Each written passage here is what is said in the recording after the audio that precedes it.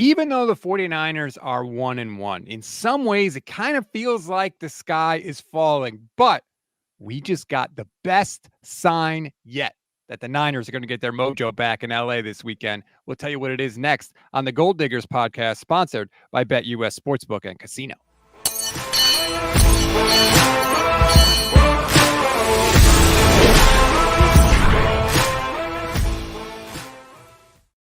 What is good, everybody? Welcome to the Gold Diggers podcast on the Gold Standard and the Fans First Sports Network. I'm Rob Stats Guerrera. She is Michelle Majuk. Michelle, it's Friday. It's Rams week. Let's go. Listen, well, I want to start off by saying, hey, because I missed that. Hey, everybody. I will want to say also that I have a mimosa today, and I have not had a mimosa for a while on this show. And I think that's the 49ers issue, right? They can sense it. They can feel it. That Mimosa Michelle hasn't been here. So I needed to bring that back. I needed to bring the mojo back. I you know what? This is what this team needs right now. They could all use Mimosa. And yeah, I mean, listen, going into this week, I'm as confident as I was heading into week 2, which might be a problem.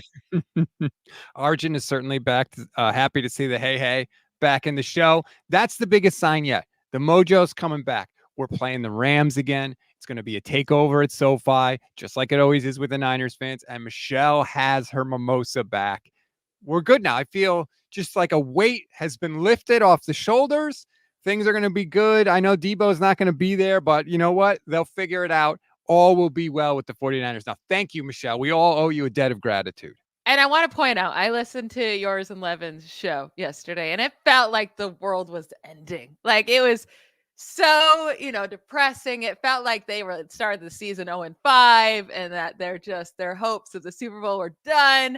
This is not going to be today's show. It's not all going to be positive. I'm going to point out some things that they're struggling with, but how they can fix it and why it's going to be better moving forward, right? That's what I want to focus on today. And also about how they should be destroying this Rams team as well.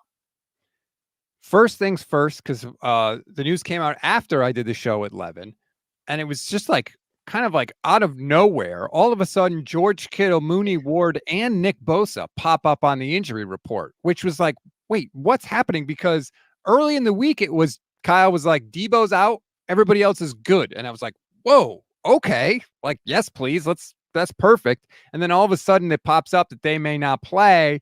That's a little concerning because I was looking at this game like, you still got Kittle, you still got Ayuk, you've got Jordan Mason, like you'll be just fine. That's still, an all-pro, a second-team all-pro, a really good running back. If Kittle doesn't play, I do feel a little less confident in the 49ers offense in this game. I mean, yeah, with Deebo out, George Kittle always steps up and takes over. I mean, he was going to be on my list of best bets, pretty easily, because this dude just destroys it. He finally gets his targets, and when he gets his targets, he's a great player, right? He averages over 90 receiving yards per game over the last 5 games that Deebo missed. Wow. Yeah, and scored 5 touchdowns over those 5 games as well. They need George Kittle. So him popping up on the injury report with this hamstring, and hamstrings, I mean, I wish they were a little bit more specific. They just said tightness. But we saw this happen to AJ Brown right before on the Friday of last week, right? Or was it right before the game? I don't remember. And now he's going to be out for multiple weeks. So who knows? Yeah, I there was the report that Kittle left the game, got carted to the locker room, and I was like, oh my God. But then it was, oh, well, he just needed an IV. He just had a cramp. And now I'm like, maybe it was just a cramp, or maybe it was, something more than that sort of flared up on him after practice. Kyle said basically they both had a good practice on Wednesday. Just afterwards, they felt a little bit of soreness. Take a listen to Kyle on KMBR. So I was saying, will Kittle and Warner, boy, I can't talk right now. Will Kittle and Ward miss this game? They possibly could. I can't. I got to think of my coach talk right now. They will end up being questionable, I'm sure. But yeah, they had good practices yesterday. They complained of some soreness after practice, and they came in this morning with it. So we weren't going to put them out there today and have them get real hurt. So hopefully they come in tomorrow feeling better and can get some work in, because definitely hoping those guys can be available on Sunday. But if not, got to go to the next guys up. Hopefully I can talk on today's show. So like that made me feel like maybe it's not so bad, but I don't know. This the is way my thing. This is my thing, right? When players say their soreness, are you always sore? Like my body is constantly. I work out a lot, but after my workouts the next day, I am sore and my hamstrings feel tight. Like, is this a different tightness? Like, am I confused? Right? Like, I could go into a facility and every day I could say, "Man, my hamstrings are feeling tight." Like right now, my hamstrings are killing me after the workout yesterday. Is this just a like? Is that what they're talking about, or is it like extra? Like it hurts to walk. Like I'm gonna hurt myself if I practice. Like this is what confuses me with the hamstring tightness. That's an everyday occurrence for normal people. I'm assuming it must have been something like above and beyond what they normally feel, right? Like whatever their normal thing was, it must have been like, hey, something isn't right. And or maybe Kyle's just being intentionally vague because he doesn't want to give anything away. We know the 49ers and injuries, particularly this season, not exactly forthcoming, let's just say. But it's really just a kick in the teeth because I was looking at it like the Rams are so beat up. The Niners, even without Deebo and McCaffrey, we're going to come in. They always play well against the Rams and we'll be all set. And now it's kind of like the battle of the backups. It really, really is. It becomes concerning if Kittle's out. Now, the good news is that it's against the Rams, who you just like. They don't have Cooper Kupp. They don't have Puka Nacua. Their offenses look terrible the first 2 weeks of the season. Kyron Williams isn't doing what he did last year. And their offensive line is also banged up. So Matthew Stafford is going to have to make a miracle work. Their defense doesn't look good. They just got destroyed by Kyler Murray and Marvin Harrison Jr. Like Brandon Ayuk should be plenty enough. He really should be in this matchup. We need him to step up. Like that's just what has to happen. Last week, it was Marvin Harrison and Trey McBride. They did their thing. They won that game easily for them. It can be, Jordan Mason running like crazy and Brandon Ayuk going berserk against this Rams defense with Juwan Jennings catching some important third down passes. That should be enough. It's just like Kyle Shanahan has to figure out how to get Ayuk going. There's no excuses going into this matchup if he doesn't have a huge game. This is why you pay a guy $30 million a year. Because it's like, hey, dude, we need you. Yep. Don't care that the other team is going to be, doubling you and focusing on you. Don't care that, you haven't gotten off to as good a start statistically as maybe you did last year. Don't care. Got to have it this week. And he's got to be able to answer the bell. He just has to. And it's unfair to say that and to ignore all other context. But when you're talking about a true number one receiver, which is how he is paid right now, you have to be able to perform if you're going to be that guy. If you're going to justify the salary that you are being paid, got to see it this week. And he's totally capable of it. There were many instances last week where he was getting open and Brock wasn't getting him the ball. I don't think that's going to be a problem this week because last week, Brock didn't know what he was looking at. He just didn't. He wasn't sure. He could not process it. Between the disguise of the coverage and the fact that Minnesota blitzed so often, he couldn't do it. He's going to be able to do it this week. He knows what the Rams are going to do. Kyle knows the Rams system incredibly well. He's going to have him prepared and ready to go. So I think you're going to see a much, much more confident Brock Purdy, even though, Michelle, in a sort of like a weird twist, he's only played the Rams once. Yeah. No, he has. Not McVay. Shanahan is 9-0 against McVay as long as he has Jimmy Garoppolo or Brock Purdy as his starting quarterback in the regular season. Like he's owned Sean McVay in the regular season. I know they won the NFC Championship game, which you might say, well, that's the most important game. And then they went on to win the Super Bowl. Whatever. We can all blame that on Jaquiski Tart for the rest of our lives. But, like Shanahan does know how to beat McVay. And I'm not worried about that at all. But going back to Ayuk here just for a second and his struggles, he's averaging 1.1 yard per route run this year. Last year, he averaged 3.2 yards per route run. That was third most in the league. And now he's one of the worst in the league this year. So they need to get that fixed. And whether it's on Ayuk, but you're saying he's open, or on Purdy, or on Shanahan, not calling plays for him, they have to fix that, especially this week with it better not just be Juwan Jennings getting 12 targets. Oh, he's going to get his targets. He's going to get targets and he's going to be in my best bets, but yeah, Ayuk needs to be the focal point of this offense. Yes, he needs to lead everybody in targets. He has to. He just has to. I don't care that Kyle, well, I don't want to force it to anybody. Yes, force it to him. Just do it. Like, figure it out, man. Nick Ellert says, is there a chance with all these guys out, Kyle simplifies things and we get run game with Brock, play action? I think we surprise people because Kyle does the basics. I do think that Kyle is going to get down to, screw this, man. Let's just run the ball. I got a sledgehammer at running back. Let me run the ball. Well, Brock was all screwed up last week. Let me just take that out of play. Run the ball, run the ball, run the ball. We'll live in second and short, third and short all day. And then I'll just hit play actions with Brock and make it really simple reads for him, get his confidence back up, and we'll get the hell out of here with a win. I do predict a heavy, heavy workload for Jordan Mason.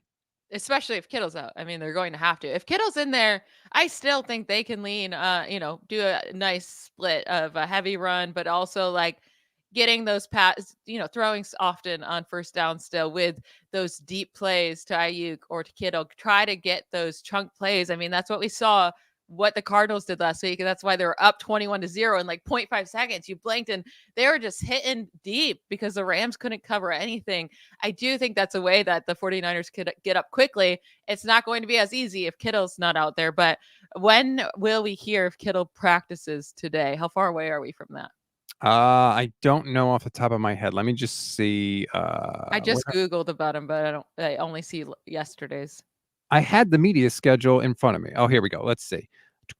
Today, Kyle Shanahan will speak at 1:35 p.m. Pacific time after practice. So practice is at 12:30. So we won't know for another 3 hours or so when practice starts, at least here on the East Coast. This is hilarious to me. I know you're a troll, Jim Everett, but he says, thank God we got the 49ers. It's Rams get right game. When, other than the NFC Championship game, when have the Rams ever gotten right against the 49ers? Like, that's just contrary to all reality. You mentioned deep passes, and I heard something this morning that was very encouraging. John Lynch was on KMBR, and he said this week might be the week where Jacob Cowing gets some run on offense for the 49ers. I want to see, I don't even care if they throw it necessarily.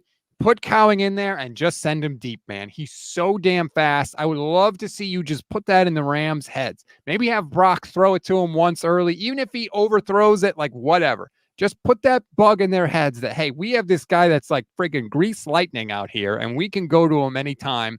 And I think that'll maybe get the Rams to back off a little bit because I'm sure they're preparing for a heavy Jordan Mason game too. Oh, yeah, I'm sure they're preparing for that. And that's why they need to be taking deep shots. I will say the 49ers, as much as their offense has been struggling in the red zone and on, third and longs, they're still averaging the most first downs per game in the NFL up to, through the first 2 weeks. They're still averaging 400 total yards per game. They're still averaging 8 passing yards per attempt, 5th in the NFL. And they lead the NFL with 34 plays of 10 plus yards gained. They lead the NFL with 9 receptions of 20 plus yards gained. Like, they're still a good offense, right? It's just, they're not turning them into touchdowns. And that's where they're struggling right now so much is the red zone. They've only scored 4 touchdowns over these 2 games. They have to figure out their red zone issues. And, it might just be leaning on Jordan Mason more in that area. I do want to say, in fairness to the 49ers a little, red zone scoring is down across the league. In fact, defenses are kind of kicking the crap out of offenses so far this season. It's really weird how that seems to be a trend throughout the sport. I feel like oh, go ahead. I was going to say their red zone touchdown percent, it's 44.4. Last year was 67.2, which was first in the league. But their 44.4, it ranks 17th in the NFL. It's middle of the league. It's not like they're the worst in the league at it. So that actually is a good point by you that you're saying, like, this is down all across the league.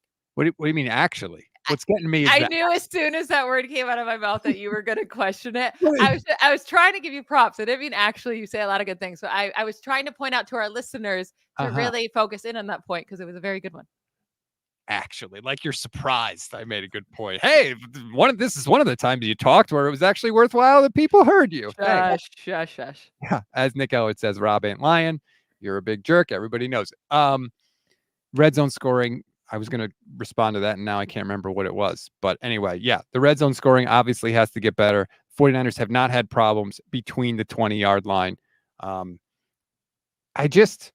I think that's where they miss Christian the most because he affects everything else in the red zone. That's why I think we're going to see Jacob Cowing maybe on an end around, maybe kind of doing some of the lining up in some of the different places where Deebo Samuel lines up. Cause I feel like they think they're going to need a little, I don't know. I don't want to say disguise, but just a little something to keep the Rams off balance, especially in a divisional game. You're very familiar with the opponent. Everybody knows everybody. I think they're going to try to run the hell out of the ball with Jordan Mason. And then, they put Jacob Cowing on the field.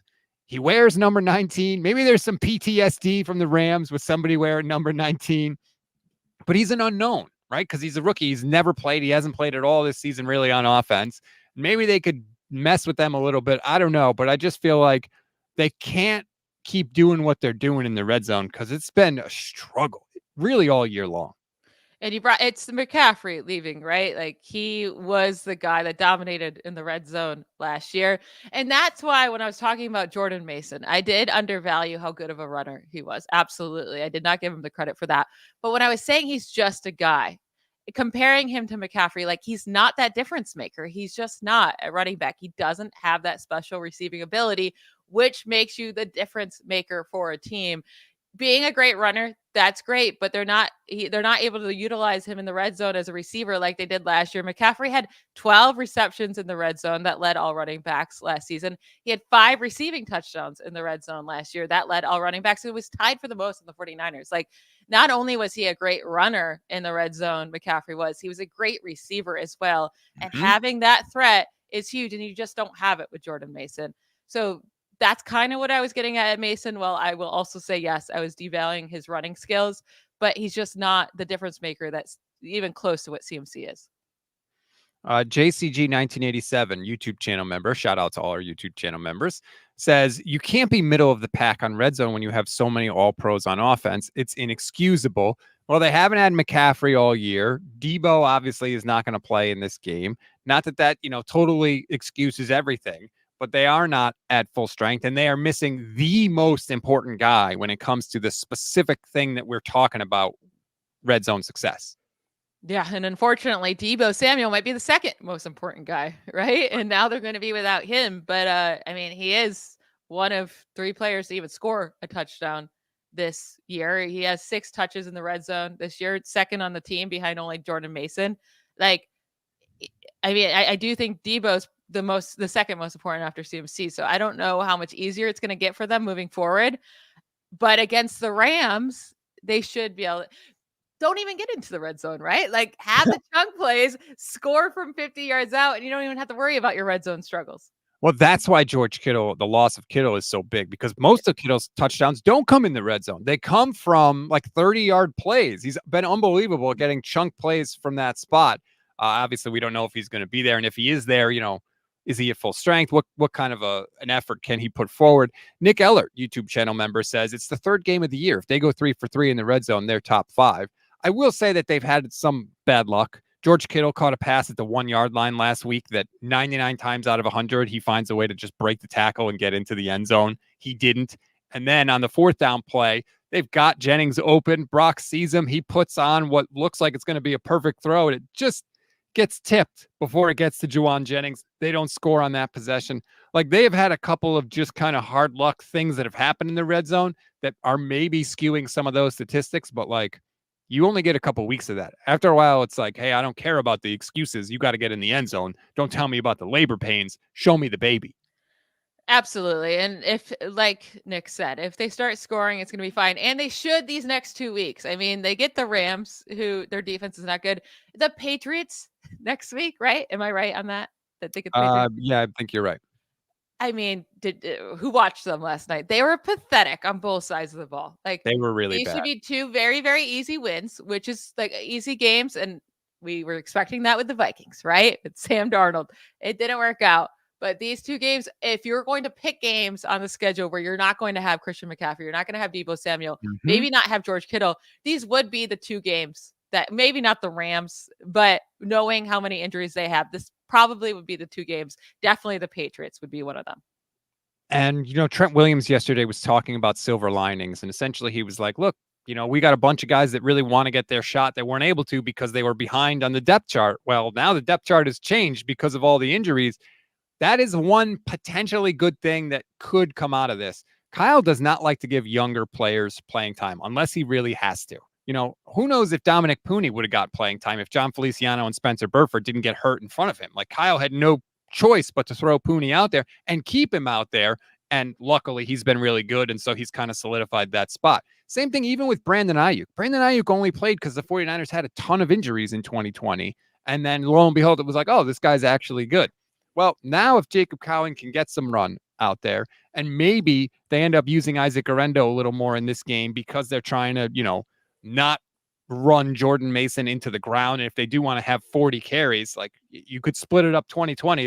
That's allowed. But maybe it does give some of these younger guys a chance to actually play and show Kyle Shanahan, like, hey, we deserve more reps. Would you rather have Burita on this roster right now than Guerrero? Because I would love to see Guerrero break some off, right? That could be fun. But can we trust him not to mess up, right? I feel like you could trust a veteran back there more just to take 5 carries off of Mason in any given game. Because if you're not, Guerrero could be one of those types that, yeah, he might break one, but he's going to lose a lot of yards as well before he breaks one. So I don't know if this is the best plan to go into, these next few weeks until Christian McCaffrey's back with Guerrero as your backup. I kind of would like them to go get a veteran. If you can give Matt Breida 5 carries, you can give Isaac Guerrero 5 carries. Yeah, but Burita with 5 carries can get you 3 yards per carry. The thing with Guerrero is he could break off one for a touchdown, or he's going to lose yards. Like, that's just the type of player he is. The offensive line coach for the 49ers is Chris Forrester. He's my favorite coach for the 49ers. That's not like a head assistant coach. He's my favorite assistant coach for the 49ers. Every time he does a press conference, I learn something about the team. He's just phenomenal. Yesterday, he told a whole story of exactly how the 49ers teach their wide zone run scheme. And essentially, like, what happens to all their running backs, especially the young guys that are doing it for the first time, like Guerrero, is they see a hole, and the first hole they see, they want to jump and run to it. And he's like, that's not how it works here. You have to press the hole and wait and wait and wait, because if you go to the wrong hole or you go too early, you stop the 49ers' ability to block the defenders at the second level. And so you're not going to gain the yards that you think you're going to gain. And he said to watch the stripe of the helmet on the running backs. If you see them get the ball and right away you see the helmet stripe turn, it ain't going to be a good run. He said they got to wait. And then it's really hard for young players like Isaac Guerrero to wait, because especially Guerrero, right? Because he gets in there and he wants to make a play because he never plays and it's his chance. And it's like, no, you have to just be patient and let it develop. And it's a hard thing for them to do, apparently. Yeah. I mean, that's why I would like a veteran back there. Like, bring back Matt Burita, get him in there. And I just think I could trust him to get 3 yards when they need to give Mason a break more than Guerrero. Ugh, no, thank you. I know, but Matt Breida is. Give me Isaac. How's Guerrero going to learn if he never gets in there? Like, let him in there. Give him his chance. You drafted him for a reason, right? Like, let him play. And by the way, if he has 5 carries in the game and gets stopped for negative yards on 4 of them and busts a 70-yard run on the 5th one, like, I'd take that. Yeah, but are they going to give them those chances if he, doesn't do anything on the first couple carries? Yeah, I just can't be like, we need Matt Breida. That'll fix it. Like, I don't know. Something about that to me, like, it's just because it's a name we know, and Kyle loves his names we know. So I wouldn't be shocked if it ended up happening. They also have Patrick Taylor on the roster too. He's never seen a snap at running back either, but like, you have other dudes. You don't need to sign a guy off the street. Well, apparently they don't trust these other dudes. So yeah, I mean, if you're not giving them any work whatsoever, what are they even doing here? Like, Nick says, Rob, tell Michelle not to live in her fears. You are a Steelers fan, and that is Mike Tomlin's thing. Don't live in your fear. Listen, I'm always expecting the worst out of my teams. But you know what team is making me drink this Friday? It's the 49ers, right? The Steelers are 2-0, baby. Let's go. It's the 49ers making me sad. That's very unusual. And the fact that they lost to Sam Darnold is just heart-wrenching. Like, it's something very hard to take this week. So That's on the 49ers, just forcing this mimosa down my throat. Oh, yeah. I'm sure you would never be drinking a mimosa if the 49ers had won. Never. I hate them so much. They're so gross. Right. This is Michelle's. This is how she wins, right? Oh, the 49ers lose. Oh, they're driving me. I have to drink this mimosa because the 49ers lost. But if they win, you'd be like, all right, we're celebrating with mimosas. Absolutely. I can always find a reason to drink a mimosa. That's my number one skill. Right. Forget fantasy analysts, just knowing ball. No, finding an excuse to drink a mimosa. Top Absolutely. of the list. Mm-hmm. All right, let's dive into some of our best bets for this game. There are a lot of interesting ones. I feel like because Kittle might be out and Deebo's out and Christian McCaffrey is out, it's dangerous territory from a betting perspective because I feel like you can talk yourself into almost anything. And that is a very scary place to be when you're talking about plunking down your hard-earned cash. It is. And I will say I grabbed this line yesterday off of BetUS. So I'm not sure if it's the same now with the Kittle news, but Brandon Ayuk over 72.5 receiving yards. How do you not take it? Right? Do you have that as one of your bets? I didn't actually have Ayuk in one of mine. I'm just scared. Like Kyle seems like he ignores him sometimes. And when it comes to my money, cannot ignore him this matchup. This would be inexcusable. So in week 1 against the Rams, Jameson Williams puts up 120 receiving yards and a touchdown against them. He's an outside receiver. He did it on the outside, right? Marvin Harrison Jr. last week, the Bills shut him down. He comes in the first quarter. The first quarter, he put up 130 receiving yards and 2 touchdowns. And then they didn't really need to throw anymore after that because they were up 21-0. He could have had 2 more touchdowns though. Marvin Harrison, it was just misplaced ball just by both of them. It was just a bad connection on 2 of them. It could have been a 4 touchdown game for Marvin Harrison Jr. There's no reason that Marvin Harrison Jr. and Jameson Williams could put up 120 receiving yards against this defense, and that Brandon Ayuk cannot do it when he is the top dog in this offense going into this week with none of the other guys here. You just paid him $30 million a year. If he cannot do it against this defense as the number 1 target, then what a waste of money that the 49ers spent on him. Wow. So the number is 73.5. So it went up 1 yard. I don't care. It could go up to 100. If Brandon Ayuk does not have 100 yards in this game, I'm going to be so upset that they paid him. Like that's it right here. This is going to be my deciding factor. Was he worth it or not? Okay. So he needs 100 yards in this game for me to be happy. You're taking the Ayuk over. Yeah, I totally get it. Everything you said makes sense. The only reason I don't is just because I'm with Kyle. Like, if Kyle needs to figure it out. They're not going to win if Ayuk is not involved. If they run the ball 40 times, like they want to, that would limit Ayuk's opportunities. They can't run the ball 40 times because they don't give the ball to anyone else. Mason's there. They're going to run the ball 20 times to Jordan Mason. That's what's going to happen. They're going to have to pass. They should be passing to start the game, get those chunk plays. If they're just going to run it 40 times, this game's going to end up being close. Don't do that. Like, you're going to keep this game close for no reason when you could be destroying them through the air with Brandon Ayuk. And if you're going to make this bet, please do it with BetUS. They sponsor the show, and you can get 150% on your first deposit and $125 on your second and third deposit, up to $2,000. Just use code YouTube150. That's code YouTube150, and do it with BetUS. They have the best betting variety in the business. You get 10% back on your net losses twice a year, and you can get your very own personal account manager. You can't get that level of service with anybody else, so please use BetUS. I like that first bet for you, Michelle. I got 5 bets that I'm debating here that I've gone through and I have highlighted. Let's just start with the easy one. Matthew Stafford over 0.5 interceptions. Easy. I had it too. Smash that bet. He always does it. He always gives you a chance to make a play. He puts the ball in harm's way. We've seen it multiple times with him against the 49ers defense. And we didn't really talk about this, Talanoa Hufanga is back, baby. I love it. I'm so pumped to see him back on the field. I'll never forget when he picked off that screen pass to Cooper Kupp and ran it back for a touchdown. One of my favorite plays from him. I was tempted to take Hufanga interception in the game because it's like plus. Yo, stats. We're the same people. I have Stafford 1 interception, and I have written down I'm calling Hufanga to get the interception at plus 673. Isn't that crazy?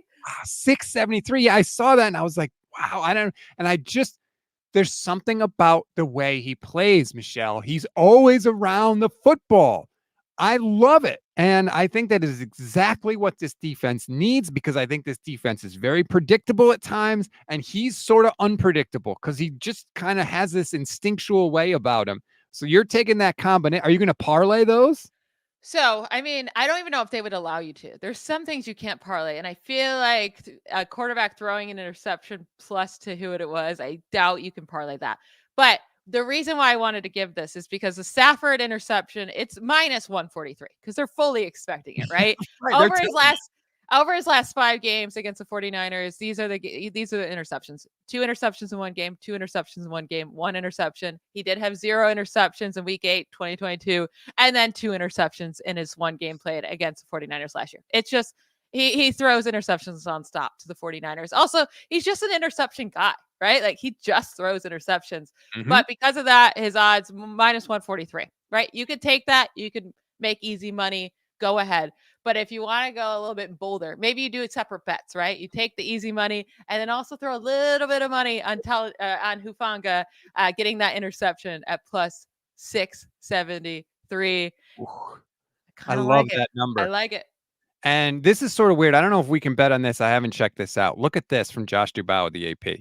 The 49ers have had a pick 6 against the Rams. In 2019, it was Fred Warner. In 2020, it was Javon Kinlaw. 2021 was Dre Greenlaw and Jimmy Ward. There was 2 in that game. Hufanga had 1 in 2022. Now, I double-checked. They didn't have 1 last year.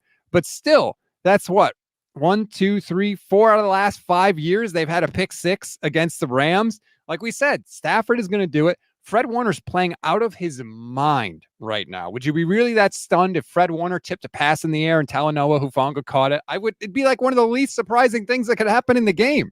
No, if Stafford gets through this game without throwing an interception, I will be absolutely shocked. Now, it will have to be luck that it's near Hufanga, right? But, and also like how many snaps does Hufanga play in their first game back? Who knows? But, I'm just kind of feeling that one. We got a super chat here from JCG 1987. Says, Stats, you said you'd watch the film. Is BA not getting open, or is he secretly in the doghouse again? No, he's getting open. In fact, Kyle Shanahan was just on KMBR, and he said Brandon Ayuk played a hell of a game last week. And we know with Kyle, like sometimes he's really hesitant to compliment, first of all, anyone, but specifically Brandon Ayuk. And the fact that he was heaping praise on him, I think Kyle knew when he watched it again, like, damn, this guy is getting open. Kyle Posey had a great film breakdown of all the times that Brandon Ayuk was getting open and not getting the ball. Like, you see those separation numbers from Next Gen Stats. Those are only for guys that actually get targeted on the play. It's not for everybody on every route that they run. And if you're watching on the stream right now, you can see Brandon Ayuk getting open multiple times and not getting the football. So he's been getting open. He's got to, get the football. He's got to catch the ball when he does throw it to him. He's had a couple of drops. But yeah, like, rest assured, BA looks better than his numbers tell you right now. And he's going to have over 100 receiving yards this week. All right. Michelle is super confident in that. Because if he doesn't, it's going to be an issue. What if they win by like 20 points, but he doesn't? Will you still be mad? It depends on how they win. I mean, if like Jordan Mason breaks off a 50-yard rushing touchdown and then just like, Juwan Jennings has like somehow, or like, let's say Cowing has like a 50-yard receiving touchdown right away, and then they're just running out the clock. Fine. It just depends on how it happens. Strawberry React says that's inaccurate. Ward had a pick 6 against Kyler Murray last year, week 15, should be included in the last 5 pick 6s. No, I was talking specifically against the Rams, Strawberry. The Niners have had a pick 6 in 4 out of the last 5 years. Not the season in general, just against the Rams, which is kind of crazy. Okay. I looked, and the first bet I looked at was Juwan Jennings anytime touchdown score, which is plus 210, which is not bad. Bet $100, you win 210. But that's not where I think I'm going. I think I'm going to take Juwan Jennings touchdown 4+ catches and 50+ yards in the game. Because I think if he has 4 catches, he'll have over 50 yards in the game. And I think he can get a catch a quarter with no Deebo there, potentially no Kittle, no McCaffrey. And it's plus 500. I know it's 3 different things that have to happen, which is always a little scary. But I just, at that number, you could make a nice little chunk of change without having to bet that much money. And I don't think it's like this crazy outlandish thing. It's not outlandish. I don't love having to get the touchdown. Like I much would prefer his 43.5 receiving yards over. Obviously, it's not as good of a payout as what you were just saying. But I mean, Jennings has been involved in this offense. He even has more receptions and receiving yards this year than Brandon Ayuk, which is absurd and stupid. But like, yeah, he's going to be involved in this game. He's been good this year. And even dating, I mean, we could be talking about Super Bowl MVP Juwan Jennings right now, like very easily if they would have won the game in overtime against the Chiefs. So I'm cool with that bet. I think it's risky to, need the touchdown, but I do think he hits his receiving yards, which is only 43.5 if you do just the receiving yards. They go to him in the red zone. They went to him last week on the 4th down. It was the play drawn up for him. They love to hit him on those quick little outs. Brock feels comfortable throwing it. I really think that he's going to have opportunities, especially because, like, I don't think the other team is doubling Juwan Jennings. Now, maybe they will if Kittle's not there. I don't know. But like, if you're facing the Niners, and especially if Kittle's playing, it's like, are you going to double Ayuk in the red zone or Kittle in the red zone, or are you going to double Juwan Jennings in the red zone? And I think teams are like, you know what? If Juwan Jennings beats us, we'll live with that. And a lot of times, to his credit, he does. And so that's what I'm going with. The number was too big. If you want to just go with the anytime touchdown, like I said, it's plus 210. So that's still a really good number too, but that's where I went with that one. I have one for the Rams. I'm going to go on the Rams side, not just all talk about the 49ers here. It's Tutu Atwell. His line sitting at 23.5 receiving yards. Now, when Cooper Kupp gets injured, Sean McVay and Matthew Stafford go to Tutu Atwell. That's the next man up. Last year, when Kupp missed weeks 1 through 4, Atwell averaged 63 snaps per game, 9 targets per game, and had 119 yards in one game, 77 against the 49ers last year, by the way, 50 and then 24. So he hit this over in all 4 games without Cooper Kupp last year. I said yesterday. Last week, when Cooper Kupp got injured like moments before halftime, right? Didn't play the second half. In the second half, Stafford barely threw the ball. They were getting blown out. But Atwell had 32 of Stafford's 90 passing yards in the second half. So 32 yards, again, just in the second half, already is nearly 10 more than what he needs in this full game. Mm-hmm. I do think Tutu Atwell is the next man up when it comes to Cooper Kupp. I think a lot of people are going to expect DeMarcus Robinson or Tyler Johnson to be the guy. Robinson will get his 40 yards. He always does, which his line is at 45.5. He's had 40 plus receiving yards in 8 of the last 9 games. So I don't hate that bet either. But I think Tutu Atwell, that line is just way too low at 23.5. You convinced me. And look, they have receivers. Stafford's going to throw the ball to somebody, and Sean McVay can dial up an offense. So I love this bet. The fact that I love those low numbers. Yeah. He could get that on one catch easily. Mm-hmm. Break a tackle, throw a screen, whatever the case may be. So I'm absolutely down with that one. Tutu Atwell, 23.5. And like the 49ers have not been good. I mean, Jalen Naylor had 50 yards last week. Alan Lazard hit this. Obviously Garrett Wilson and Justin Jefferson also hit it, but these random dudes like Jalen Naylor and Alan Lazard have easily hit this over as well. So it's not like a crazy thought that this can happen. Knees says Jake Tonja's breakout game. Well, if that's how you feel, you may be able to. I don't even see Jake Tonja's on the receiving yards option for the 49ers. So, yeah, that tells you where Vegas is at with that one, but more power to you. Okay, so I did the Stafford. What do you think of this? I felt like this is not great odds, but Jordan Mason, 85 plus rushing yards, a touchdown, and the 49ers win. It's plus 100. So you bet 100, you win 100. I don't love the number because it's a lot of things that have to happen for you to just get your money back. So I didn't officially make that one of my best bets, but it was one of the ones that I wrote down. Yeah, that's just not a good enough payoff for what you need to happen. I'd rather just take his over 93.5 rushing yards. And it's minus 114. It's not too different than needing all of those things for minus 100. So I would just go with one of them. Last one for me. And this is me. Like, I think it's more hope than anything else.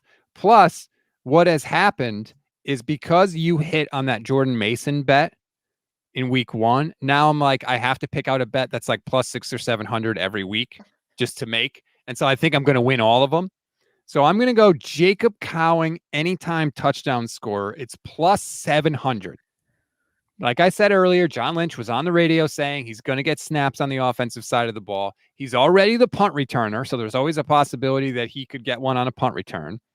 And I think that Kyle's going to use him as a gadget player. I think he's going to use him on the sweeps and the end around and stuff. He could get one of those cheap little touchdowns where they're on like the 1 yard line. They do a jet sweep, and he's so fast, and he's going to have a running start that he just sweeps right around everybody and sneaks into the end zone. And then bam, I get paid at plus 700. I already bet it before the show even started, Michelle. All right. I like it. I'll be rooting for it. I will say that Jake Tong just has a bet for the touchdowns plus 1100 for any time touchdown score. So, you know, I did love I had George Kittle down, right? Because I already prepped for this prior to seeing the George Kittle injury. But if he plays, I still like it. It's at plus 170. It was when I last looked. I don't know if it's gone up now. Yeah, it's still at plus 170. If he plays, like I said, he scored 5 touchdowns over the last 5 games over the 5 games that Samuel missed with Brock Purdy as a starter. He averaged 92.6 receiving yards per game during those games. He's just been a beast with Deebo out. So I like him as an anytime touchdown scorer if he misses. If he plays. Yes. Obviously not if he misses. If he misses, that's a risky bet. Yeah. I really like the little screen they drew up for him right in the red zone where he got his touchdown reception. I love that. Like, yeah, draw up a play specifically to get the ball in the hands of one of your most difficult to tackle guys. And it wasn't even like the screen was like perfectly timed. It was just he crashed into dudes at the 1 yard line and got into the end zone because that's what George Kittle does. More of that, please. Because I think in the red zone, like they don't target him enough or he gets double teamed. And so he's taken out of the play, whatever. But put the ball in his hands. Good things tend to happen. So I like that one very much. I have one more. Nick Bosa, sack. He has sacked Matthew Stafford 6.5 times. He has 17 quarterback hits against him since Stafford joined the Rams, including the playoffs. Only player to have more than 3 sacks against Stafford. Only player to have more than 10 quarterback hits against Stafford. Again, he has 6.5 sacks and 17 quarterback hits. He had 2 sacks in last week's game. I know they weren't the most impressive sacks in the world. And then also the Rams offensive line is beat up. Like he doesn't have his weapons. So it's not like guys are going to get open quickly. Nick Bosa should get at least a sack in this game. You know, I'm usually on board with those. I love bets you can win on just one friggin' play. The Rams have their starting tackles back for the first time all year this week. Where they're really soft is the interior offensive line. Hargrave should be able to get pressure. Okay, if he can get a sack, it's plus 200 for Hargrave. He has some plays that are really good. And then I just saw one before we came on where like he literally makes contact with the offensive lineman for like a second and then he just stops. And Sam Darnold throws the ball over the middle. It's like, dude, is that the kind of effort that you're giving us here? Because like we're paying you a ton of money, and you really haven't lived up to that contract. So did Hargrave lose back-to-back Super Bowls against the Chiefs? Yeah. I just thought about that. Yeah, maybe he's just like, screw this. We know the Chiefs are going to win anyway. Yeah. That is crazy though that he lost back-to-back Super Bowls on different teams. But I want to see interior. If they get interior pressure quickly on Matt Stafford, he's going to throw a pick. There is nothing more disruptive for any quarterback than pressure up the middle, especially for quarterbacks that can't move.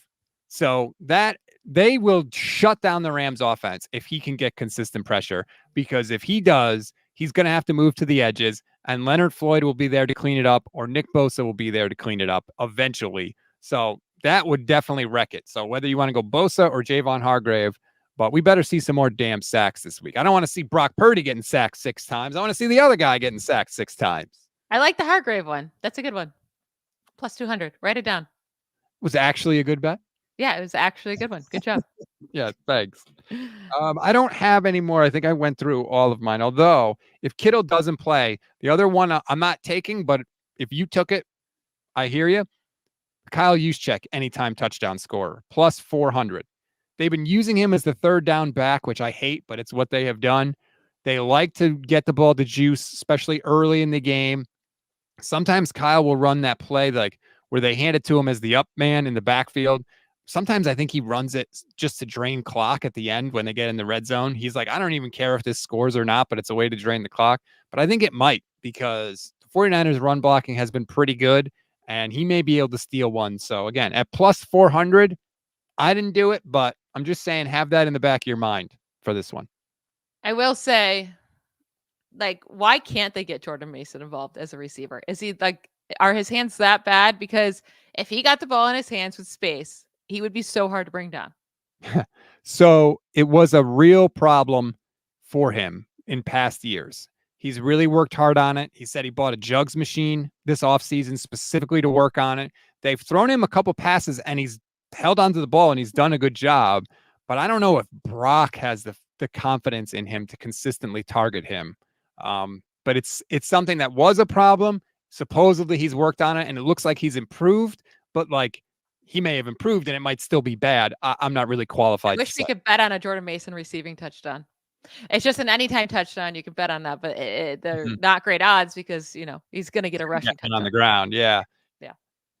By the way, it looks like the Niners just tweeted out that they're going to wear the red jerseys on Sunday, which is fitting because it's going to feel like a home game anyway. So great job, 49ers over the Rams. All right. So my three best bets, Stafford over 0.5 interceptions, even though the number's not great. I just feel so confident that it's going to happen. Jacob Cowing, anytime touchdown scorer, plus 700. And Juwan Jennings, 4+ catches, 50+ yards, and a touchdown at plus 500. What are your three, or what are your bets, I should say? Brandon Ayuk over 72.5 receiving yards. Tutu Atwell over 23.5 receiving yards. I also am with you on that Stafford interception, but I'm calling the Hufanga interception at plus 673. Woof. And then if Kittle plays, I like his anytime touchdown score at plus 170. Man, I hope Kittle plays, please. I think he's going to. Like, I feel very confident he's going to play. I don't know why. He's going to want to, for sure. Because I'm sure he feels and like, there has to be some small part of him.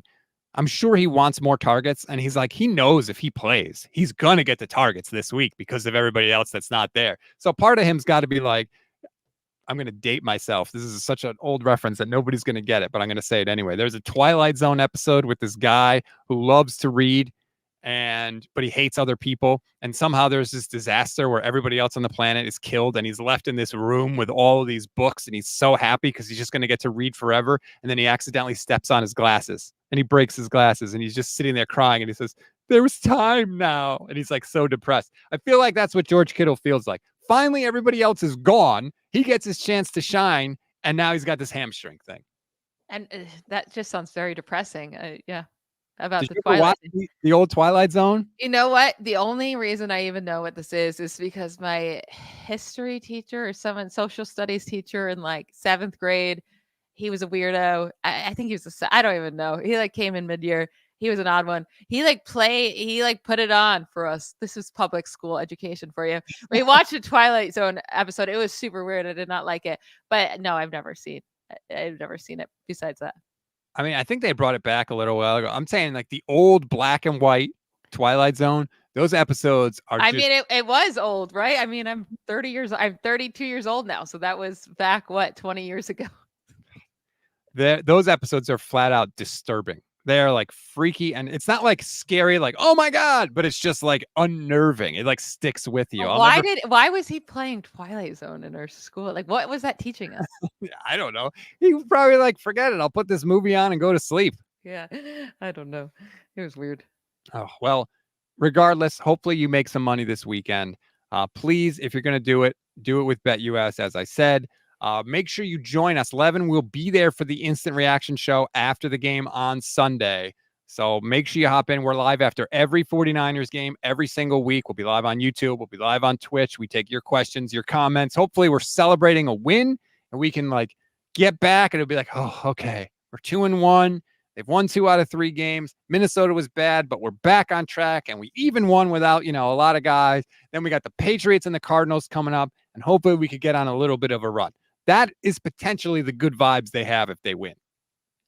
They have to win. They have to win this game. Like, there are no excuses. This is going to be a mark on Kyle Shanahan if he can't figure out a way to win this game. I would agree. JCG 1987 says, my English teacher used to show us Twilight episodes. I still don't know why. It's a damn good show. That's why. Public school, baby. Maybe we just wanted to pass it along. I always ask you this, Michelle, because you're a social butterfly. You're always got plans. You're always doing something. Last week, you said you had no plans. What did you end up doing? Oh, I don't know. I went out. I had fun. It was a good time. It was a good weekend. This week, shortly here, I'm leaving for a beach house. I'm going to my friend's beach house for the next 2 nights. Going to come back early Sunday to, do my job. But I'm very excited to go to the beach, to be at a beach house. It'll be a fun time.